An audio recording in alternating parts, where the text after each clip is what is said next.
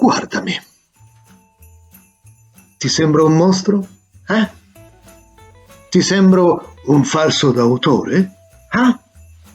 Ti sembro uno che dice falsità? Eh?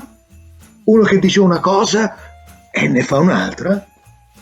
Ah, uno che si scaglia contro i vaccini e poi si vaccina, dimenticando e facendo dimenticare quello che ha detto appena qualche ora prima. Guardami bene dentro la pupilla. Sono una persona normale io, normalissima, almeno in apparenza. E se hai fiducia nella mia apparenza, se credi alla mia apparenza, specialmente sui social, dove l'apparenza accurata, scientifica, ha molto successo. Ebbene, ti posso dire di tutto e il contrario di tutto. Posso convincerti su tutto e sul contrario di tutto. Proprio così, cavalcando gli algoritmi, mi sono arrivato a te. Sì, a te. E tu sei arrivato a me perché cerchi tutto quello che conferma le tue convinzioni. E per convincerti ancora di più. E per convincere gli altri. Ecco, vedi? Vedi che la neve che vedi altro non è che una presa in giro degli abitanti del Polo Nord che ci sparano coriandoli bianchi a basse temperature spacciandoli per neve. Ti posso fare tutto ciò che voglio, anche tenerti incollato con i popcorn allo schermo, che non è il maschile della scherma, ma potrebbe diventarlo. Non staccare, no, non staccare, non parlo di me come me e di te come te, anche se non è l'ora di te e di me. Ma immagina che io sia quella persona di bella apparenza, di belle fotografie, di bei video, di belle parole, che segui ciecamente, che hai idolatrato.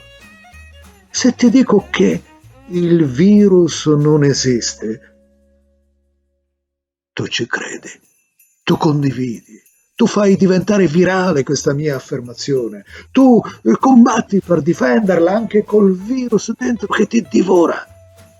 Se dopo un'ora cambio idea e ti dico che forse esiste, sì, esiste, il virus esiste, tu cancelli la mia prima affermazione per la nuova e ci credi ciecamente perché credi in me, condividi e fai diventare virale questa mia nuova affermazione e combatti per difenderla a costo, costi quel che costi, anche senza una lira. Se ti dico che il virus non si sconfigge con i costosi vaccini che fanno solo arricchire le costose industrie da business, ma con una economica paletta anti-zanzare da 4 soldi. Tu, se hai fiducia in me, nel tuo guru, nella tua guida senza patente, credi ciecamente alla paletta anti-zanzare. E ci credi così tanto che condividi, contribuisci a far diventare virale il post sulla paletta anti-zanzare, che ho pure sponsorizzato a pagamento per ottenere più like, miliardi di like, che dico miliardi, milioni di like. Tu combatti per difendere la paletta. Scendi in piazza con la paletta anti-zanzare e guai a chi proverà a fermarti perché saremo in tanti e con la paletta anti-zanzare tra i denti difenderemo il nostro diritto di esprimere le nostre idee, di manifestare il nostro libero pensiero, anche contro il divieto temporaneo di assembramento, perché assembrarsi aumenta il rischio di far proliferare le palette e con più palette si avranno più zanzare e con più zanzare ci vorrà un'industria da business per mettere in commercio ogni dispositivo di sicurezza utile a non farsi attaccare, pungere e farci soffrire con le micidiali punture, mascherine di protezione labbrale, vaccini antiallergici, antirigonfiamento e antiprurito, spade da scherma e da schermo per rispondere agli ignobili attacchi dei fuggitioni velenosi. Crediamo a tutti e a tutto ciò che leggiamo e vediamo e ascoltiamo su internet, su strani siti, sui social, e condiviniamo a manetta senza più verificare la fonte, senza fare un controllo incrociato con altri siti perché lo consideriamo tempo sprecato, perché agiamo così distinto compulsivamente.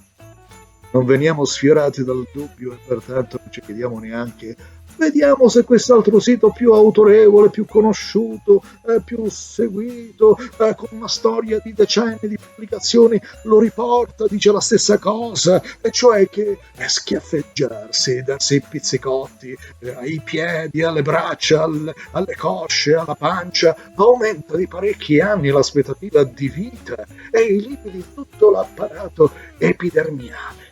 Non ci sforziamo neanche di cercare in un nanosecondo su un'enciclopedia online o cartacea, costata anni e anni di lavoro a studiosi con 35 lauree che hanno studiato anni e anni e anni di studi e verificare l'affermazione che massicce dosi di purgante fa espellere pure l'anima del virus che ci hanno costretto a masticare con gli incisivi.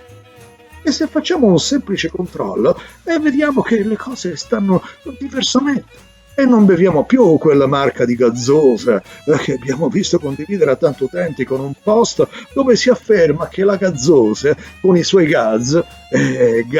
gassosa con i suoi gas ha la capacità non solo di far digerire con un ruttino sonoro mai sentito sulla terra, ma anche di soffocare sul nascere il Covid quando cerca di penetrare dal naso, dalla bocca e con la pressione di poteri forti anche dalle orecchie, trasformandoci in ripetitori 5G facilmente sintonizzabili sul canale al mercurio che vogliono loro.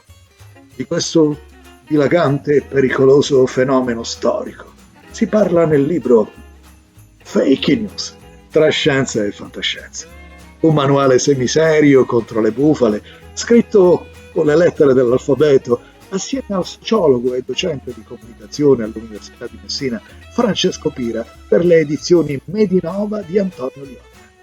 Un libro che nell'analizzare da vicino, ma anche da lontano le bufale, e per non fare discriminazione anche i bufali, va oltre il pensato, oltre l'agito, oltre l'immaginato, oltre il neuronico, va oltre, se non l'avete capito, tanto che i critici che parlano tanto e a volte anche troppo dicono che si è aperta l'epoca dell'oltresismo. Non ci credi? Immagina a questo punto, al comando del mondo, un uomo, o anche una donna, o un loro gemello, o una loro copia, che con i poteri forti a noi da sempre sconosciuti dell'osannata rete di internet ti faccia credere di tutto. Anche che gli asini si siano messi a volare con le loro grandi orecchie da lavagna scolastica, e non con le ali che da sempre abbiamo loro attribuito, dopo che sull'inospitale mondo l'intera umanità si è autoannientata a causa delle fake news sul virus. Il Covid non esiste. Il vaccino è solo la scusa per controllarci con le antenne e le orecchie a sventola tipo parabole e non farci abbracciare, baciare, amare, toccare, riunire, festeggiare Natale, Capodanno e tutte le feste comandate o da comandare. E a questo punto lasciatemi dire grazie. Grazie all'istituzione Federico II di Menfi e al suo presidente Gioacchino Mistretta per avermi voluto fortissimamente con il libro Fake News e la sua rassegna online di incontri con gli autori esistenti e non esistenti, veri, falsi, presunti, perché se non l'avete capito non sono io, sono il mio avatar a cui ho dato vita prima che gli asini volassero.